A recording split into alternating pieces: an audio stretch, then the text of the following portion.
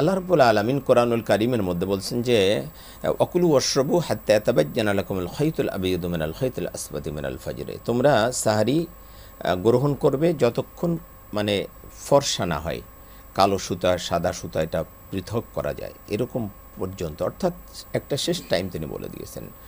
এরপরে বলছেন সুম্মা আতিম্মুল সিয়াম ইলাল লাইল, এবং মানে তোমাদের রোজাকে পূর্ণ করো রাত পর্যন্ত।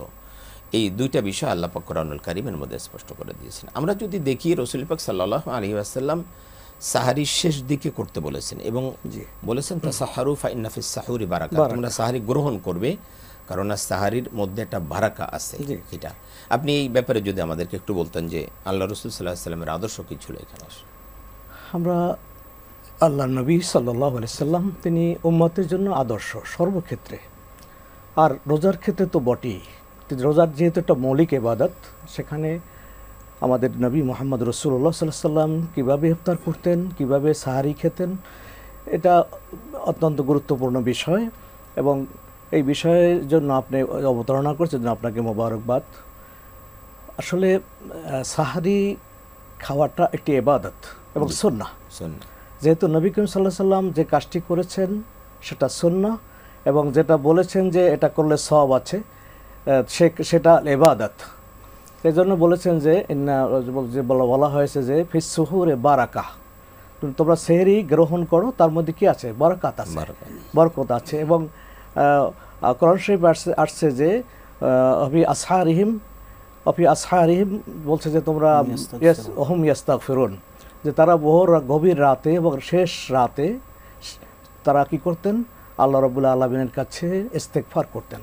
উম্মতকে বলছে যে তোমরা প্রথম ঘুমাতে হবে, তারাবি নামাজ পড়ে ঘুমিয়ে শেষ সময় একদম শেষ প্রান্তে মানে সুবহে সাদেক হওয়ার পূর্ব মুহূর্ত পর্যন্ত বলা হয়েছে কুলু ওয়াশরাবু হাত্তা ইয়াতাবায়্যানা লাকুমুল খাইতুল আবিয়াদু মিনাল খাইতিল আসওয়াদি মিনাল ফাজর, একদম মানে ফজরের আগ পর্যন্ত সুবহে সাদেক। ফজর বলতে আজান যখন আল্লাহু আকবার মুয়াজ্জিন আজান দেয়, এবং রমজান মাসে মুয়াজ্জিন কাটায় আজান দেয়, যখনই দেখে মানে যখনই ফজর রক্ত হয়ে যায় সাথে সাথে এবং সে অ্যালার্ট থাকে, মানে এত অ্যালার্ট থাকে যে আমি যেন 1 মিনিট আগে না করি, আধা সেকেন্ড পরে না করি, এ ধরনের একটা অ্যালার্ট থাকে না। কারণ আছে, কারণ হলো অন্যান্য সময় তো আসলে সাহারির বিষয়টা থাকে না, কিন্তু রমজানে তো প্রত্যেকের সাহারির বিষয়টা থাকে। এই জন্য প্রত্যেক মসজিদে এটা বলা আছে যে মুয়াজ্জিন সাহেবরা একেবারে অ্যাকুরেট টাইমে আজান দিবে, যাতে পরেও না হয় আগেও না হয়। এজন্যই বলা হচ্ছে যে যখনই মুয়াজ্জিন আজান দিবে আর খাওয়ার কোনো সুযোগ নাই।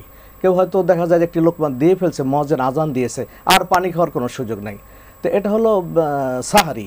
আর সাহারি তো অনেকে করে কি, সাহারি খেতে চায় না, সাহারি এটা করা যাবে না, সাহারি খেতে হবে। তো আমরা বুঝতে পারি যে অনেকেই আমরা মানে অনেক সময় সেহরি খেতে মনে চায় না, কিন্তু সাহারি খেতে মনে চায় না সুন্নাতের কাছে তো আমরা সবাই মানে মনে না চাইলেও কিছু খেতে হবে, এক গ্লাস পানি হলেও খেতে হবে। আমাদের জীবনে এমনও ঘটে যে মানে প্রথম রাত্রে বেশি খাওয়া হয়ে গেছে, এখন আর খেতে মনে চাচ্ছে না, কিন্তু সুন্নাত আদায় করার জন্য এক গ্লাস, একটা খেজুর, একটু পানি খেলে সুন্নাহ আদায় হয়ে যাবে। এবং ওই মানে ভোর রাতে যদি অল্প কিছু খাওয়া যায় তাহলে কিন্তু শরীরটা সারাদিন ভালো থাকে, এবং এটার মধ্যে একটা বারাকা আছে, এটার ভিতরে বারাকা। আল্লাহর হাবিব সাল্লাল্লাহু আলাইহি ওয়াসাল্লাম যেহেতু বলছেন বারাকার কারণে শরীরটা সুস্থ থাকে, সারাদিন আমরা কাজ করতে পারি।